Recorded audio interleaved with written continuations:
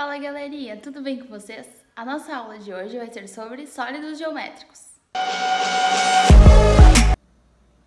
Para estudar os sólidos geométricos, a gente vai utilizar esse material montessoriano, que é o material de sólidos geométricos.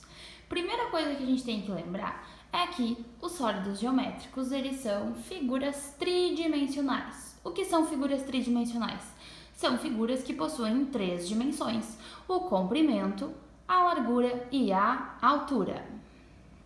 Dentre os sólidos geométricos, que são figuras tridimensionais, tem 2 grupos que se destacam: os poliedros e os corpos redondos.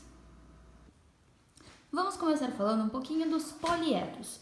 Os poliedros são sólidos geométricos cuja superfície é composta por um número finito de faces. E essas faces têm sempre o formato de um polígono. Por exemplo, aqui nós temos um triângulo formando uma face, um quadrado, retângulo. Sempre as faces elas são em formas de polígonos.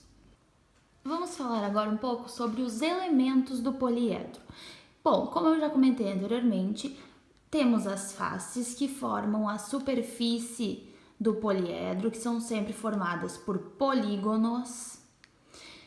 Esses segmentos que marcam o encontro das faces, esses segmentos de reta, nós vamos chamar de arestas. Então, temos as faces, que são os polígonos que formam a superfície, temos as arestas, que marcam o encontro das faces, e nós também temos um terceiro elemento, que são estes pontos de encontro das arestas. Então, este ponto aqui de encontro das arestas, nós vamos chamar ele de vértice. Então, os poliedros, eles são formados por 3 elementos: as faces, as arestas e os vértices. Os poliedros, eles podem ser divididos em 3 grandes grupos. Agora, na aula de hoje, a gente vai dar destaque a 2 deles: ao grupo dos prismas e ao grupo das pirâmides.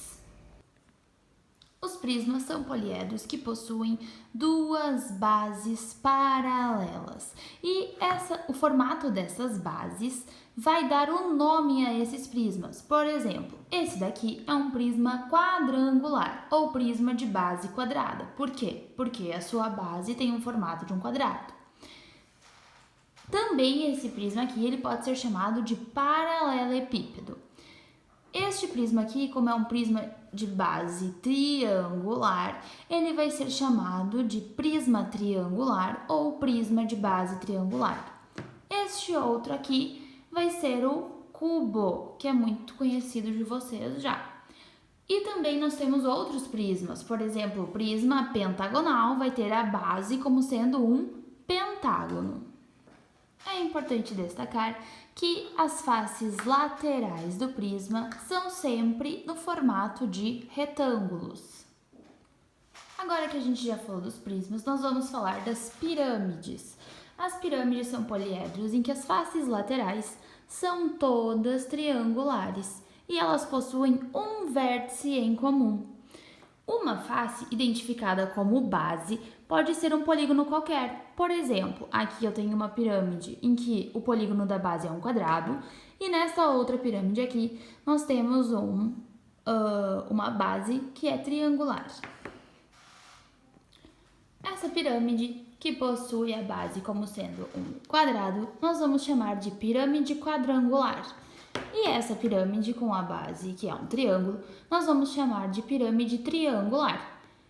Do mesmo modo que nos prismas, se nós tivermos uma base da pirâmide sendo um pentágono, vai ser uma pirâmide pentagonal. Se for um hexágono, hexagonal, e assim por diante.